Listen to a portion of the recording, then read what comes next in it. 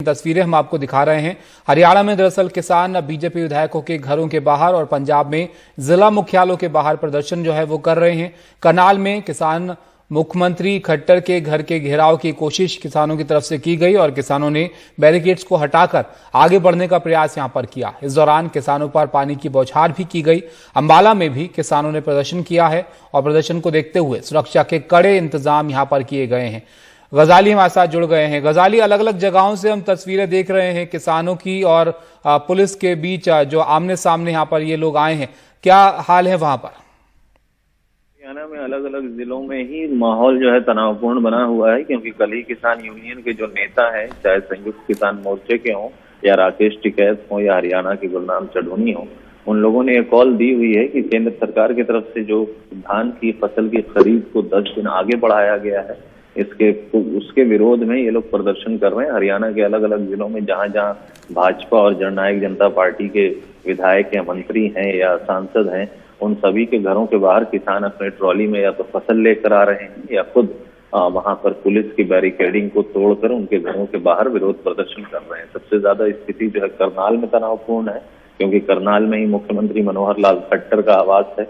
उनके आवास के बाहर भी भारी सुरक्षा बल तैनात की गई थी, बैरिकेडिंग लगाई गई थी, लेकिन ज्यादा संख्या में किसान पहुंच गए तो पुलिस को थोड़ी देर के लिए वाटर कैनन का भी यूज करना पड़ा, लेकिन वो असफल रहे और किसान अब मुख्यमंत्री आवास के बाहर, जो उनका निजी आवास है करनाल में, उसके बाहर वो धरना प्रदर्शन कर रहे हैं। और ऐसी सूचना मिल रही है कि शायद वो आज रात वहीं पर रुकेंगे अनिश्चित काल के लिए।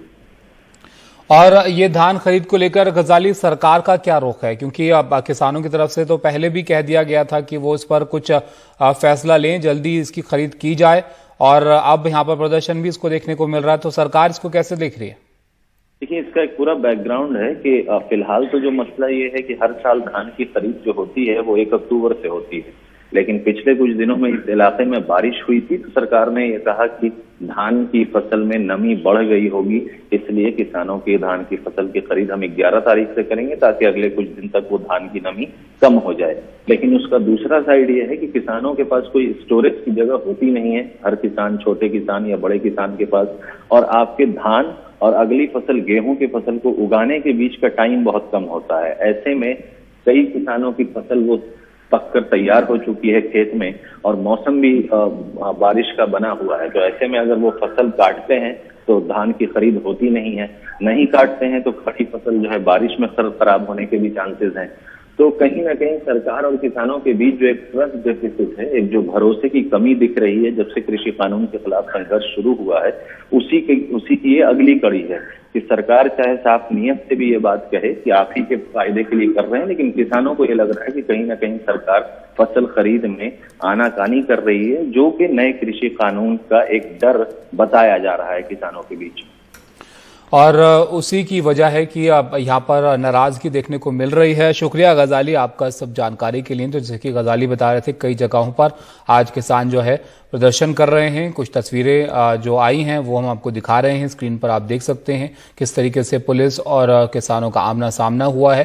दरअसल मुख्यमंत्री खट्टर के घर के घेराव की जो है कोशिश की गई और किसानों ने बैरिकेड्स को हटाकर आगे बढ़ने का प्रयास भी यहाँ पर किया। इस दौरान खबर ये भी है कि किसानों पर पानी की बौछार यहाँ पर की गई और अंबाला में भी किसानों ने प्रदर्शन किया है। इस तरह कई जिलों में, कई शहरों में किसानों की तरफ से प्रदर्शन जो है वो किया जा रहा है।